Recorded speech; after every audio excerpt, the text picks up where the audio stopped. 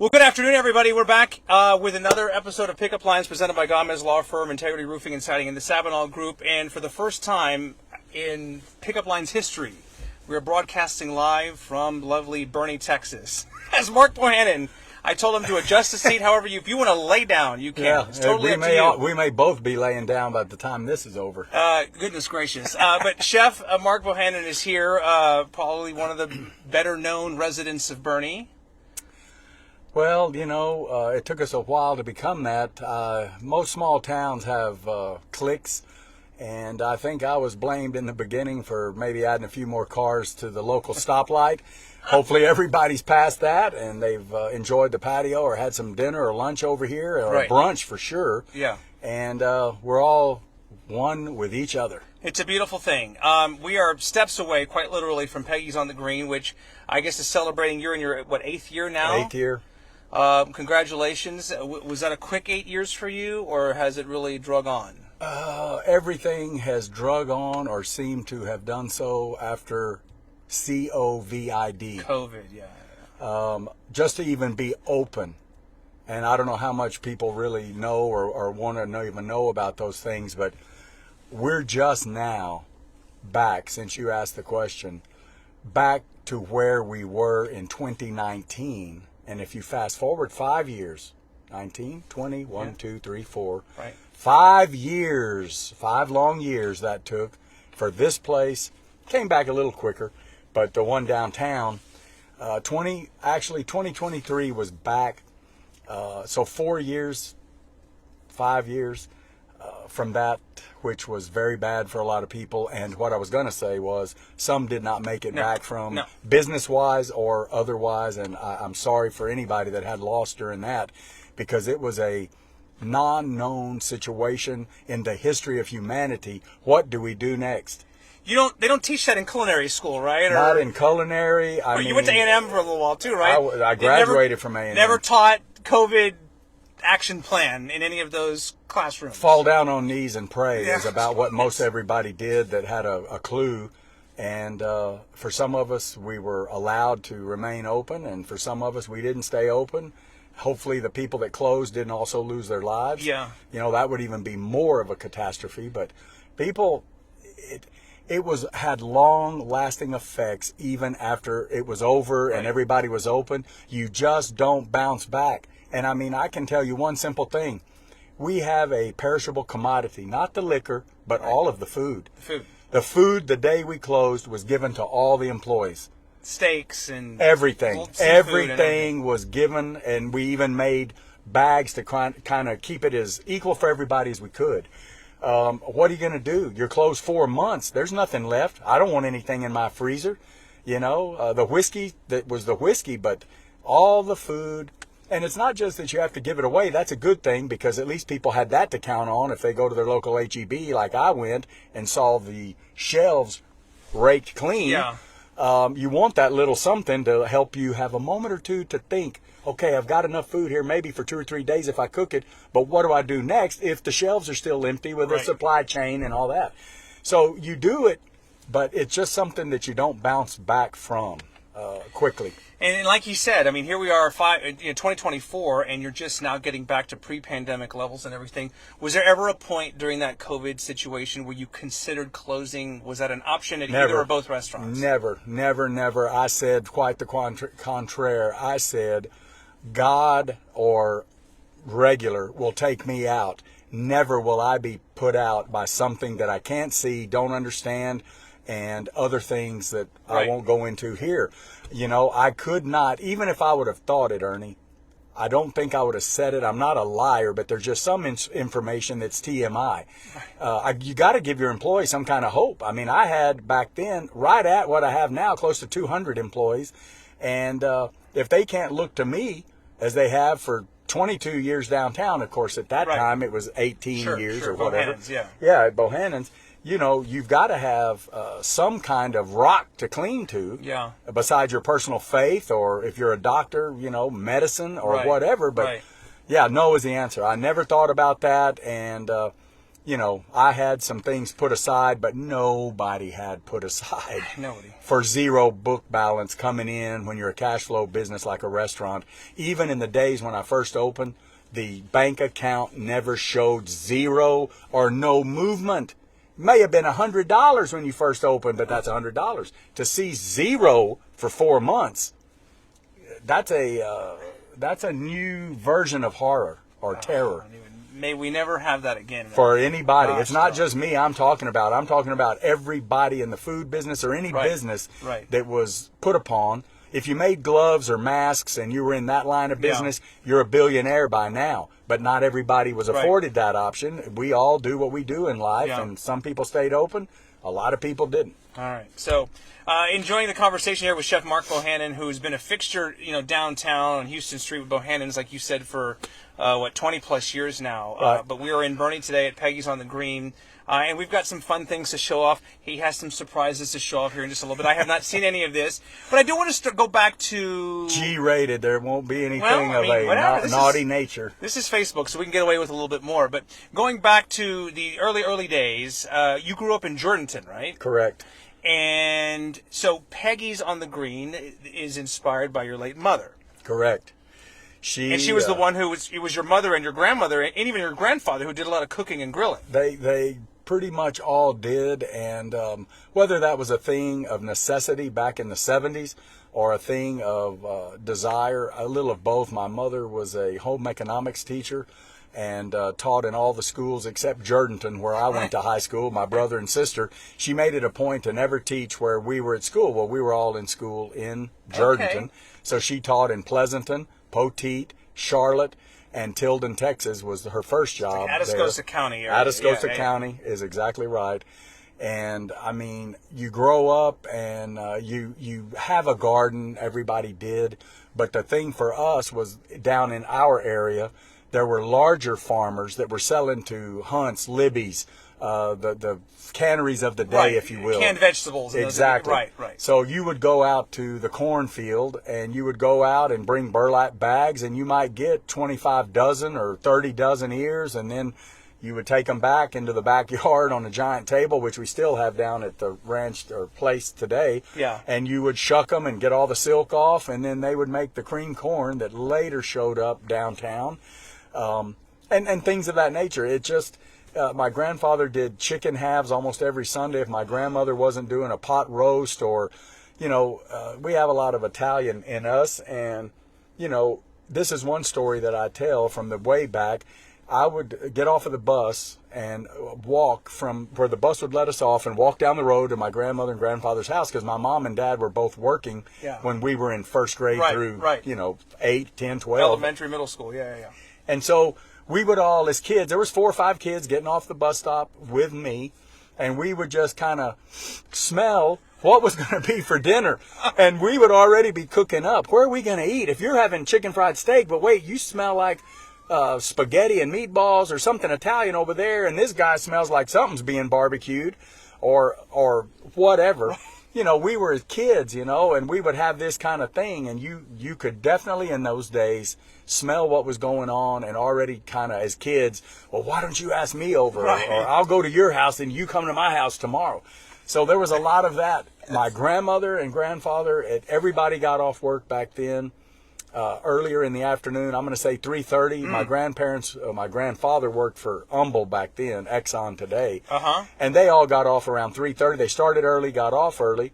The other people would get off from their jobs, and that was a day with the grandparents, which I, and then soon my brother and sister would join me, stayed with them until my parents got off work.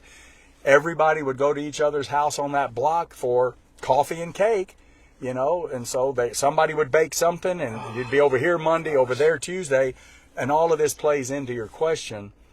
It was the grandmother and mom that cooked, and the answer is yes. There was no time in my life where they weren't cooking something, or everything was from scratch. There were no, except that novelty, and I don't know what year that came out, the Jell-O that made 3 layers.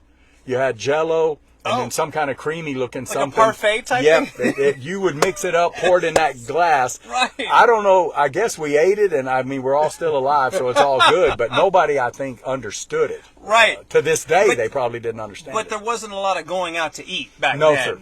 Well, in Jourdanton, Oh, I know. absolutely. Well, yes, people who know that area. I mean, Yeah. they've got a few. Pleasanton, I know. Yes, Pleasanton yes. better, but I mean, there's some restaurants over there. But back then, there Back wasn't then, a lot of. There was a Dairy Queen, if I'm not mistaken, and later we had some of the best Mexican food. Clem had the Rock House down there, and we ate probably breakfast and lunch, again, not open for dinner. Yeah. But there were no big time anything. I mean, for a long time, it was all family grocery stores. Right. There were no H-E-B, Nope. Piggly Wiggly, Nope. Handy Andy, which you had in San Antonio. Right. But not in Jourdanton. Later, H-E-B came to Pleasanton. Right. And, you know, that was a big thing happening. But, yeah, no going out to dinner unless you drove to San Antonio. To the south side or whatever side. There was a couple of... Don Pedro's was a friend of mine's uncle on that. Yeah. The Zapata or Sepulveda family. Uh-huh. And we would eat there. And I think the grandfather's name was Reuben. They took care of us. And we went there a lot of late nights from Chelsea Street Pub over at South Park Mall, straight down Military Drive to Don Pedro's, and enchiladas. I mean, we piled it on. They still hold up. Yeah. They still hold up. I was there not that long ago. What's your earliest memory of knowing that cooking or culinary was how you wanted to make a living and be a career? You know, I will say the first memory was knowing that I possibly wanted to open a business or be in business for myself.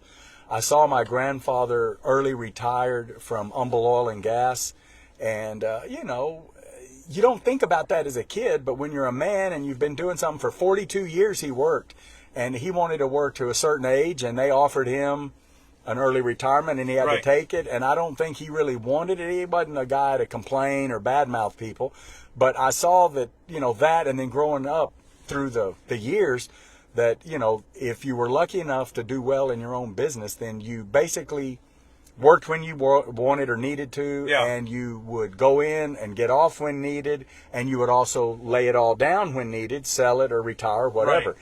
So it was later, I guess, when I went to A&M in College Station. I lived off campus. I went to Tech first because I thought I could run track, which was a mistake once I got there to see. But we lived in the Weymouth dorm, the athletic dorm, the first year we were there, a friend of mine and I. But that was when I kind of knew that at A&M, when I transferred there, I had the grill outside, and of course I lived in a mobile home, and everybody would come over, and either out of necessity or because I liked to do it, I would cook. And I mean, Were you grilling steaks back then? I was cooking steaks College back Station? then, and I'm sure they aren't near the quality of beef we buy today or even 22 you years were a ago. college kid, I mean. A college kid. I just remember fajitas were cheap, and then all of a sudden when I went to start cooking them, they were $3 a pound, and they were used to give those away when I was growing up, because we would get the bones for the dogs, and they would have other scraps, and sure, if you want to get rid of it, throw it in there. Oh my gosh.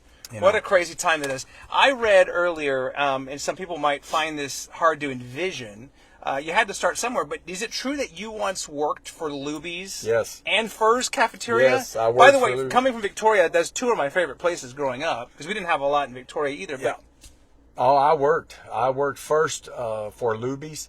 I got into the management program right down there on Alamo Street, I guess, where the big building is that had the clock outside. Okay. And Wayne, Shirley, and Davis Simpson were running the program. Later it was Rick Philpott. But as luck would have it or not have it, I was midway through, and my dad had a back surgery here at Methodist and got sepsis, and then it messed up. The surgery was a success, but getting that messed him up. Yes. And he could not. I had to kind of quit Luby's and go and help him with the family oil field business, because he was laid up. He went to watch my brother's regional football game back in the day, and was a big supporter of athletics in Jourdanton. Right. And the ambulance took him there to Three Rivers or Freer, wherever the regional meet was, football game. And I mean, that's how bad it was. And so after that happened, I kind of wasn't eligible to go back to work for Luby's because I did not finish the program. They kind of frowned on that, even though they were nice about it. So they called a guy out in Lubbock, where the home office was for Furr's, and got me in out there. And so I went through the whole program at Furr's, and then I did work for them 2 or 3 years before going to work for Morrison's in Alabama, which was doing the food operations for the hospital side. And that's how it kind of all started. You bounced around and everything, but Furr's is like a cafeteria style where you could get, I mean, it was all you same could eat. as Luby's. But, so you don't have, you were never going to put square fish on your Bohanan's or Peggy's menu? No. You know, you do all of that, and you look at the money in those places because you're young. Yeah. And what you don't realize is the amount of hours and how hard that work really is in those cafeterias. A lot of people did get to be managers, but they didn't go. It was a hard life back then of people that smoked and probably may have drank or not on the job. I'm not insinuating different time. Yeah. I mean, and between the work, the hours, and just the breakfast, especially from breakfast to end, they used to say your shift was from breakfast to closing at dinner, which would mean you would work 5 in the morning till 8 p.m. I mean, think about that. Yeah, no, that's 15-hour days. Long day. You can't get people these days to work 8 hours, well, especially after COVID again. That is true in some cases. Yes. Well, listen, we have more to discuss here in a little bit, but you brought some things to show off, which is great. You have so much to show off. In fact, you have your catering director outside. We'll get him in. We'll get him in just a second. You have a bag here. Thank you, sir. Yeah, and I believe this. Okay. There's some. I need a bigger car, by the way. That's the. There's some things that are for both places, but the one thing that we want to show is absolutely whatever you want. Too large, I think, to even come in here. Well, I was going to say but this is I was looking for the photograph that Gilbert Jourdanton painted this photograph of my mother and myself. And it hangs here at Peggy's behind the podium, but that thing is going to be too big. I tried, but it wouldn't fit in the back seat. This is my mother way back in the day. I don't know. Let me show. There she is, right there. Look, beautiful woman. That is back when, of course, she was younger. But I'm just giving people a sense of reference because behind all of these walls, there's usually a corporation. Yes, look. I don't have that. She is the Peggy. That is Peggy. Here's one in the wedding dress. Oh my goodness! When she passed, I got. My sister and I got a bunch of this stuff. So there is a real Peggy's, a real Peggy that is behind the name Peggy's on the green. Now, did she live long enough to see you really succeed and do well? She saw long enough for us not to worry so much at Bohanan's, but Peggy's was not open yet. Okay. I'm going to give these back to you, but I'm going to put them back here for now. No, that's all good. But that is priceless. I love it. Well, that and that other portrait, because a lot of people, and the viewers, your viewers won't understand this, and a lot don't, but I have people ask me all the time that have known me, how do you know this, or where did you get that, or how do you dress like this or that or the other when I'm not at work? And the whole idea in that portrait that hangs here at Peggy's is my mother and my grandmother were two of the ladies that helped keep Frost Brothers open back in the day. And not to go light here, but they put me in clothes that would definitely be embarrassing if you were allowed to be embarrassed. Where are the pictures? That's you weren't allowed to be. All those pictures are destroyed? No, they're not destroyed, but I was raised with the car coat and the hat or the jacket with the little emblem on it. And I didn't choose this. What are you going to do when you're that age and your grandmother and your mother are telling you this? Well, the portrait in the restaurant, you're wearing a suit and tie. Exactly. And and that is how we went to church. We were going to the Baptist church in Jourdanton, Texas forever. And they were in the day, and still when I was back from Galveston there, you kind of wore a suit. Now, these days, you just go. But back then, in that location, in that church, that's what you did. Okay. So Rick has one more thing here. Is this something? Yeah, this is something. Are we going to bring it in the back seat here? Back seat, but that might tie in. We'll see. We'll see what we can see. Rick he's your catering director now of everything. Yes, that is. Wait a minute. That looks like a massive check. Well, you said to bring a memento, and I'm you know what? That'll stay in here. Go ahead. You can put it down. Will the door close? Yeah. Absolutely. Look at that. Thank you, sir. Oh yeah, he's rolling my window down, trying to make me sweat. No. Here. Oh, okay. I got you. So that's I recognize the check. That's the San Antonio. I know you can't see it, the whole thing. It's the San Antonio Cocktail Conference, and it's dated 2014. So this is 10 years ago. That's 10 years ago, and for people that remember and maybe don't want to remember, we sponsored and started as our charity, a way to give back when we finally had 2 nickels to be able to give back a dime. We started the cocktail conference, San Antonio Cocktail Conference, and we supported Heart Gift, which was the first charity. And what they did was they needed money. They had doctors and facilities to take care of these babies that were born with holes in their heart. I remember, yeah. And so we got behind them because the charity part of it was the doctors, no problem, the facility, no problem, but there was out-of-pocket expenses that it wasn't legal to use this other donated money for some reason. I see. So we had to come up with a way to donate money to pay for all the incidentals. Yeah. Maybe it's the parents' hotel or what they ate or their gas or transport. Yeah, it adds up so fast. Everything. It adds up so fast. And apparently that was about, I think at the time, $20,000 a surgery. The rest of the $100,000, $200,000, whatever the big expenses, taken care of. But this was the largest check I ever wrote. $100,000. Yeah. Whew. I got to take a minute on that one, brother, because there was a lot of things that were way emotional back in those days, and one of them was we had to take a walk through the facility. The Santa Rosa Hospital was one, and take a look at all of this, and it's overwhelming. Yeah. It's overwhelming, and it's all for a good thing. You see these little babies, and they've got a lot of wires and tubes, I'll say it, but it's for a good reason. And they all made it. We have letters and pictures of kids that survived and came back and did well. And my goal was 10 years, give back $1 million. Right. And we were at, if we would have made it the 10th year, but COVID wiped us out, it was going to be a blowout bash, which you would have figured would have brought in more money. Right. It would have probably put us at about over the 10 years short, but still a lot of money for some punk like me, one guy. 850 or 75,000. It's amazing. But the last year wasn't, so we ended up at about 780 or somewhere around that, under 800,000. So we fell short, but it was a point I was making.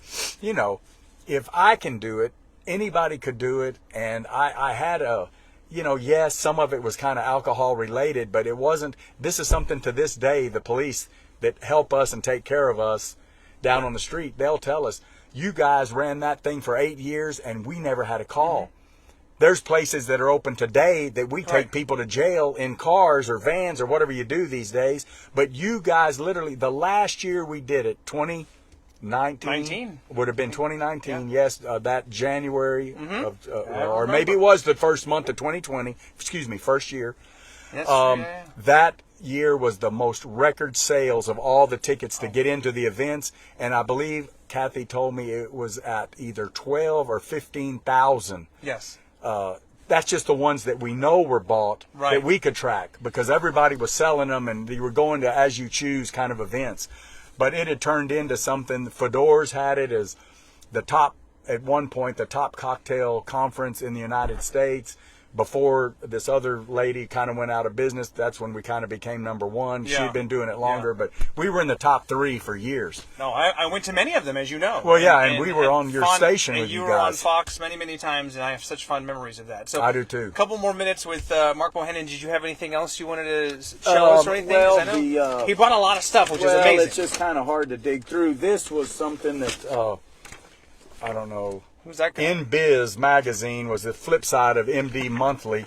And that was when we opened Peggy's. 2016. Yeah, that's when we opened Peggy's in 2016. They put me on the cover of that. And you don't just call and ask to be on the cover or offer money. If you don't have something to say, people publishing magazines, they don't just throw you on there. No, they do not. They've got, I'll just... No, go ahead. This was, well, that's a commercial for here. But there was this, but the whole... They do a write-up on you and everything? Yeah, there it is. That's back. I was thin there, too. I was, too, actually, in 2016. There you are in the kitchen. I'm going to show it to the camera. Yeah. There you are right there in the kitchen and everything. And I know there's a little glare from the light. But I wonder, over the years, with all the success you've had, and ups and downs and everything, how many times have you been asked to somebody to either buy the restaurant or to pull you away to do something else? Or I can only imagine the things you've turned down. You know, I'm guessing. I am. There's a lot of things. I'm going to tell you one, without mentioning names, Okay. the one that comes to mind, and there was numerous times I could have been rich, but I chose to live and just be comfortable, because as I told the people that would always come to me, and I had Sheldon Adelson, if anybody knows this gentleman, out of Las Vegas. Yes. I had the Rothschilds and some other names that I can't mention, and another name. They were all in the restaurant one night. Not the old man, but the In one. Bohanan's? Yes, the Okay. ones that had the wine. That family. Okay, Not okay. just some made up name. Okay. This group of gentlemen were sitting at a table, and I'd already been catching some flack about doing what you're asking, opening other places, and I went to the table, and he introduced me around to the 6 or 8 people that were at the table, the gentlemen that represented these individuals, and they handed me an envelope. And I'm going to tell you, I already knew that there was going to be a check in this envelope. Oh boy. Now, since I don't lie, I am already thinking, when I open this envelope in front of them and pull it out, like I'm surprised, but I already knew this was going to happen, remember? And I looked at this check. My first thought was, how much of this can I take for doing it and still make this work? And then it was an immediate, wake up. You're not doing this. And I told these gentlemen exactly this. It's an honor for this table or anybody to ever offer me to do anything.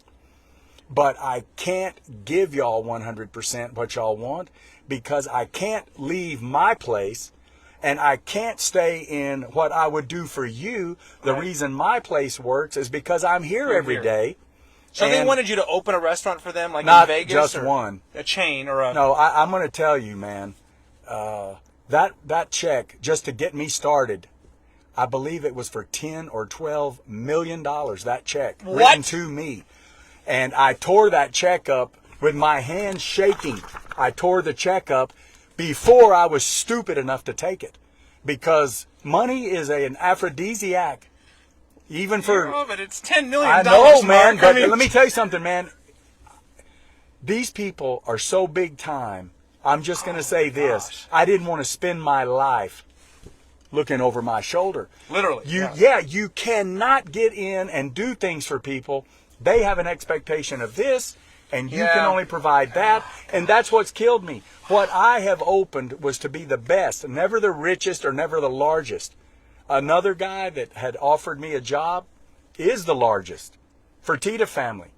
I know owns Tillman. the Houston Rockets and Landry's, right? Landry's, that's he owns how. the Rockets. Yes. And I mean, I lived on the, I'm going to call it the poorer side in Galveston of his parents, Vic and Joy. Nicest people I ever met in my life. They were at the Artillery Club when Marie and I were there. Before I opened Bohanan, I Right. was just planning Bohanan. Right.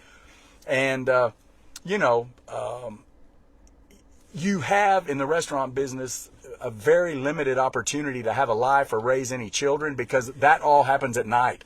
Yeah, that's true. If you're making money, you're doing it because you're working nights. There's no money in like breakfast or lunch in the restaurants like I would be dealing with. They're all made at night, and anything else you get maybe for a lunch run is kind of gravy, but it's just not that way. So I've turned down a lot of things locally, and I mean, when I opened Peggy's over here, it was, my daughter was going to school over in this area, and I liked Boerne a lot, and the gentleman that owns the hotel bumped into me getting some license plates one day at the courthouse in Boerne and asked me about it, and I said, you know what? I'll sit down and talk to you about it. I was kind of thinking about Right, this, right. and then it went on and became what it is. And it's all different now 8 years later than when we rolled the dice. It was a Right. big dice roll to sell any kind of a $30 or $40 steak in Boerne 8 years ago. Yeah. Pre-COVID and before labor and everything else went out the roof because of COVID. It just was a real stretch. And while there's been struggles up and down, and we've had changeover, and it was this way and that way and the other way, we're still here, and everything is, it's moving along, and we're always trying to make it better. I've got Heather out here now. Chef Heather. Heather's here. She helps us. She's kind of like the traveling chef, and she goes back and forth. Back and forth when I see things, and they don't listen, and I don't have 3 days. I only have 3 minutes. She's on it the next day trying to get it right, and we've all softened. I am not the guy that had to keep everything going, and it was the lawyer and the chef and cooking the steaks at night. That evolved after about 3 or 4 years of doing it, because while you're focused too much on one thing, everything else is going to heck. Yeah. So I had to get out from behind there and train the best I could, and I do have them. They still work for me today, and that's what's allowed me to try to keep everything at the level where we want it to be for the guest. Is it true that you do not, or rarely use a computer? I don't use a computer at all, other than what you might call a telephone now, a computer. Everything I do, when I inventory everything every night, and true, I don't have 12 places, I've got 3. Everything is handwritten on all the proteins and everything that I am personally responsible for, not because I'm too stupid to get a computer.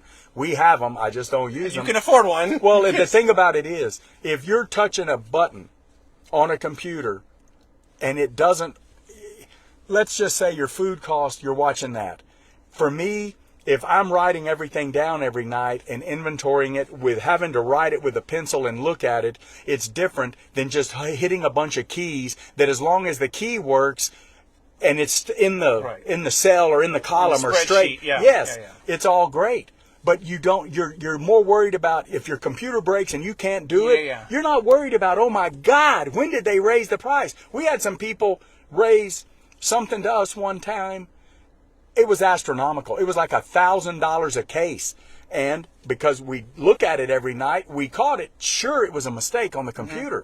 But how many more could that have been? It could have been 8 or 10 of those before we ever saw it. So, yes, I don't use that. We have to have it. We used to do our own payroll. We have HR and payroll in this company that's been with us now for 10 years. We have all the accountants. We've got lawyers. I say to this day, I built probably the main office over at Haynes and Boone downtown because Steve Waters was a partner there, and he was my attorney. And the gentleman that was named after Boone in Dallas, they represented me because I was up against the big shots, Federal Realty.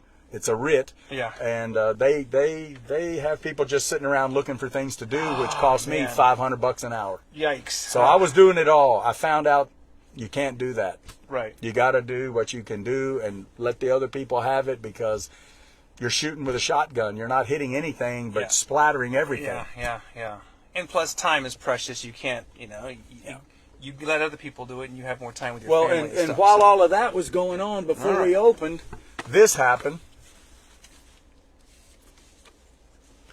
Let's see. Look at this. This cute was, couple. That was in 2002, February. Of course, we got married on Valentine's Day, like we didn't know that was a mistake. But being in the food business, you opened Bohanan's in 2002, but it was August. Okay. Yeah, the party was in September. We're still newlyweds. Yeah, it was. For the record, it was all open before we got married, but that's just something that that's something special, and you're trying to open a restaurant. And the other thing I'll say on that note, just quickly, but it's kind of a sad thing, I had 7 very close family members pass away within the first 4 years or so of opening that restaurant. And there was not a year, or it seemed like every other month, that we weren't having to bury a loved one.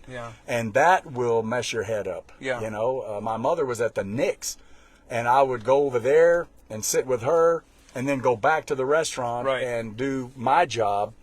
A back and forth thing, man, and that's all I'll say about that. But it's a hard thing when you're, I bet Mom's, I'm sure, super proud of what you have done. The last thing I'll ask you is this, because you've got your chef coat on and everything right now. How often do you actually get at the grill with the steak over the fire, and like how often do you actually cook steaks? Anytime that I need to, because I still can. But am I scheduled or do I have to work on the line? No, and it's a good thing, because here's the deal. After doing it for a short period, 2 years in the beginning, or maybe 3, I'm too anal, and it's just the way it is, man. This is the way I tell everybody. We don't like firing anybody. That's an easy thing to do, but there's consequences. Right. But I fired myself. So if I will fire me, I could actually fire you, but it would not be for just no reason. And what do I mean by that? I was so caught up in, they're going to tell these people out, the customers, yeah, Chef Mark's back there cooking the steaks tonight. And it's like, I know this. Yes. So if the lines or the grill marks are off, or they don't match, or if it's, oh my God, they want medium rare plus. Is that medium rare? Is it medium? Oh God. Oh hell, maybe it's over. Let me get a new steak. I was killing us. I was taking too long because I cared too much, and it was too personal to me. Right. It isn't that the guys we have now aren't, but they don't own it. And that's a good thing. That's a good thing. Because they throw down, they do their job, and even though we fix it if it's wrong, we don't get much of that. Yeah. But in my mind, it had to be perfect, because they're going to say, I did it. Now, I'm an idiot because I can't cook a steak right. Well, you don't maybe stay open that long with that reputation. Well, you put it that way, that makes a lot of sense. Yeah, I do. Want to remove yourself from the I had process. to remove myself. I was too close to it. It's why you aren't a lawyer, and in a death case, or a case where they can ask for the death penalty, you don't ask your brother, the lawyer, to represent you. It's just not good. It's just not good. There's just some things you got to get somebody else. Well said. Okay. This has been an unbelievable conversation. I knew that you had an amazing story, but boy, I didn't know you turned down $10 million one time, and they could have been more than that, because that was just to open. I think they were giving me that to open 2 restaurants in Las Vegas. Steve Wynn before Wynn Casinos, yes. Before he put the elbow through the Rembrandt, was it, or no, Van Gogh? He hit that thing. At the auction, He sent his right hand man, and I forget this guy's name, but this gentleman came to the restaurant and said, Mr. Wynn wants to speak to you. Are you going to Vegas? I said, well, I don't drink a lot, and I don't ever gamble because all I do is lose, but we are going to a convention. He said, come by. So I did. And he had the inner ear thing, and so I did not get to meet with Steve Wynn, who was a hero of mine. Yes. Don't believe everything you hear about why he's not in his own business now. Back in the day, Steve Wynn is a giant. Anyway, he was one of the guys that offered me a spot, but the buy-in, and I'll leave that one alone, I couldn't afford it. Yeah. But it was Bertolotti's. There's SW, and then there was a seafood restaurant above it. It went out, and he asked, would you be interested? Well, of course I'm interested. But then it was a little out of my reach, because I hadn't made it yet. No, well, you maybe certainly never have made make it. No, I think you're doing all right. You're doing all right. Peggy's on the green.com, of course, for the restaurant here in Boerne. Bohanans.com for the great place. They're in downtown San Antonio. We could go so much more on this, but I got to get you back to work, and quite honestly, I got to pick up my kids from school in a little bit. So, well, here's 2 things that you asked me on closing that I'll show people.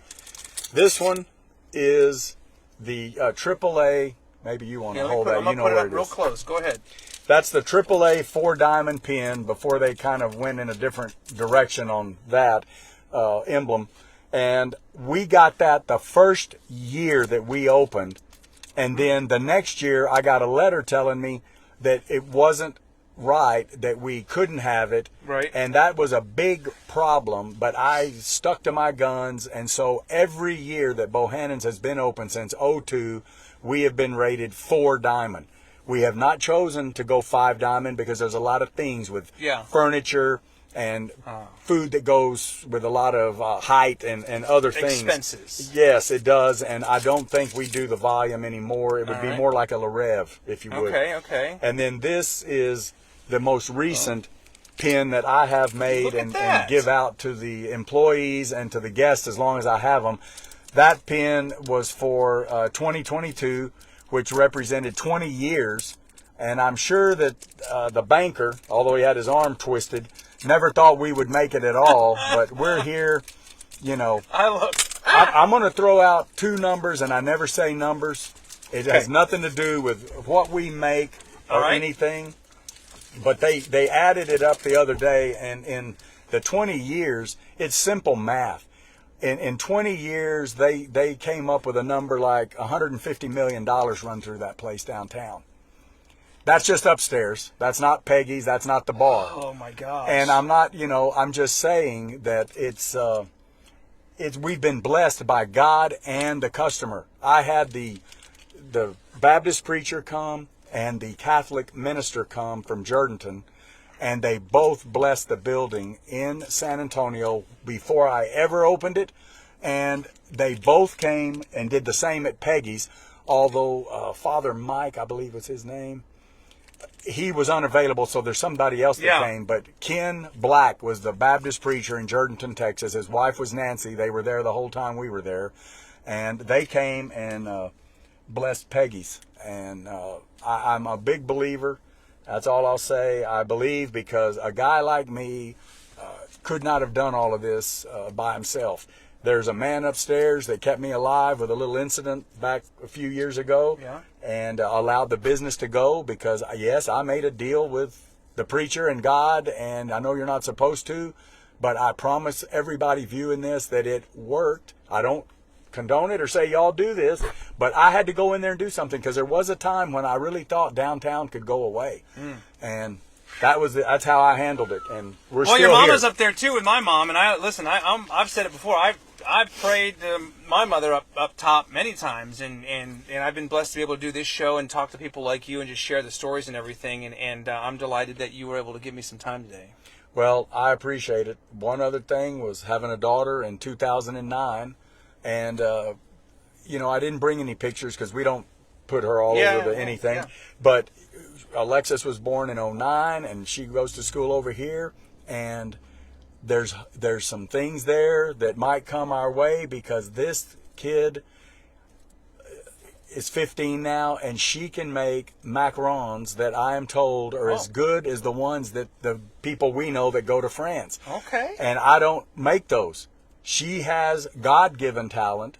And it's basically with all the things that she can bake. But when she made these, I gave them to these people, and they said, well, are y'all going to do those at the restaurant? Where did you get those? Who made those? I said, my daughter made them, and I wanted y'all to tell me because I haven't been to France. You tell me, where are they on the level? And they said, man, they're great. They're right there. Yeah, so I'll Good leave for it her. alone. All right. Well, the family business is taken care of and everything. We hope.